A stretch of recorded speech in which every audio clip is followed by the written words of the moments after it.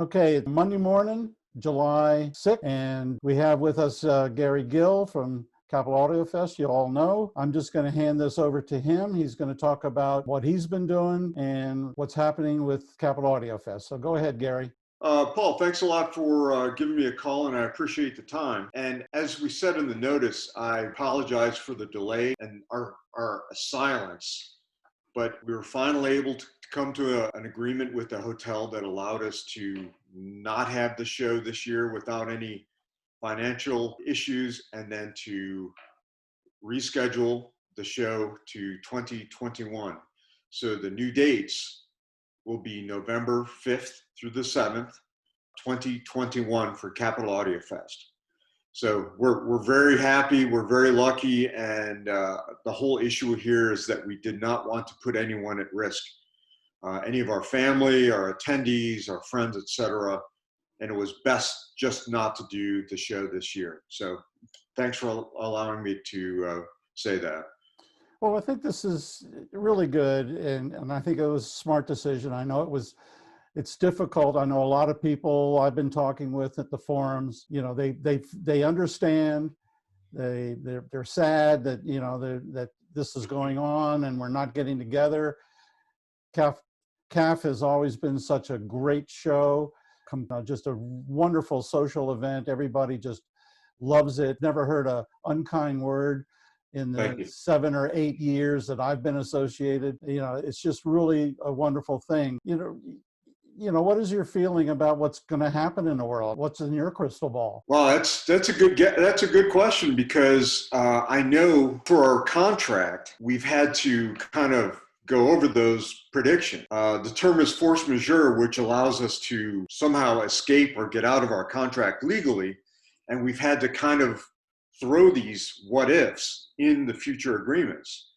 But I truly don't know, because, as you know, Paul, people are shoulder to shoulder in many of the rooms. Our audience, although it continues to grow, the average age is still, I'll say, middle-aged. And I'm not really sure how it's going to go, because there's still a lot of issues with potential what ifs in the future. So I can't really make any predictions. Well, I know it's impossible to predict. But what's going on right now with this incredible mushroom of cases growing in the south and in the west, hopefully it's not going to bounce back up here. In Maryland, we have a very low case count and a very low death rate.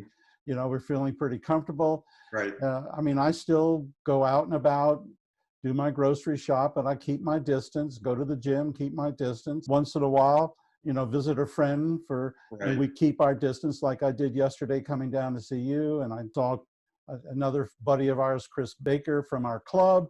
And so, I just don't know what's going to happen in this world with any of it. I truly miss the camaraderie, because in our DC Hi-Fi group, over 100 plus members, and people stood around and listened to audio. You shake hands, you pat people on the back, you give hugs and have a drink. And those are the things that I really miss in this group of friends. It's a great group it's not just about listening to hi-fi, it's a lot of camaraderie. And those are the things that I really miss now.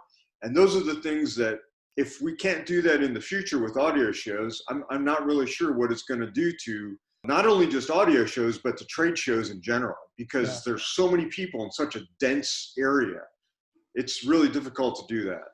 That's what seems to have caused this mushroom in what's happened in the South and Southwest. People celebrated Memorial Day, and then they open up the bars and all that. It's a tough world.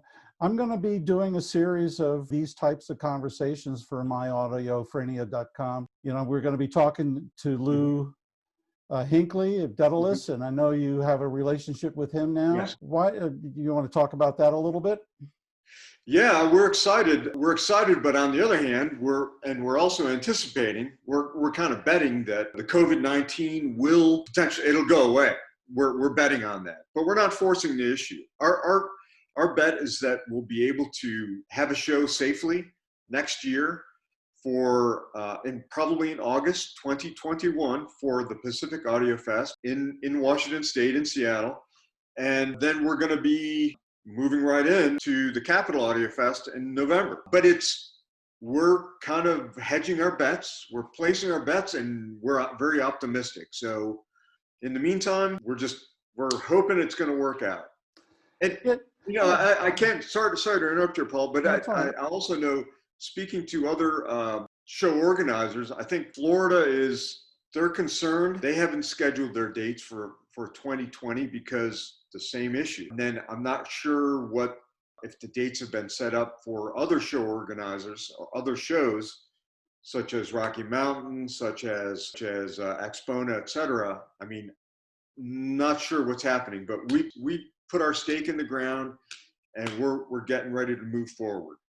Yeah, best of luck on this, and it's so exciting to talking with you and Lou. On the West Coast, that there's been problems in the past with shows on the West Coast. Yes. But Seattle seems to be something new. It's something an exciting destination.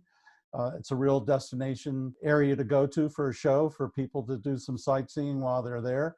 Sure. That's why Florida was so successful in February. Mm-hmm. But yeah, what's going to happen to our industry? I mean, what's going to happen? It's just really scary in some sense. Yeah, on one hand, you see where people in the industry you're not able to gather. But on the other hand, some aspects of the industry continues to thrive because people are still listening to music at home. They're still playing records. They're still streaming. They're still buying gear. It's still alive. It's just that maybe the show industry is having a little blip in the road. But not everyone in the industry is selling well, but there's still some segments of it that are doing extremely well. And let's hope it continues, and let's hope that everybody gets back up to where they were before. Yeah, that's my mantra is it's all about the music. And we're such a small group. I'm always curious about what size is the marketplace of audiophiles, music lovers / audiophile. Uh-huh. And music is very important in our lives. It's important in our lives when we're down. It's important in our lives when we're up. Yes. So that's the one consistent thread that's going to hopefully hold us together. Yes. Is people are enjoying their home systems, or they want to get more enjoyment by upgrading their equipment. So that's the importance of the shows. I mean, brick and mortar is not there anymore. The shows are the major selling points in our industry right now. So laughed about it, cried about it, but so this is really good. I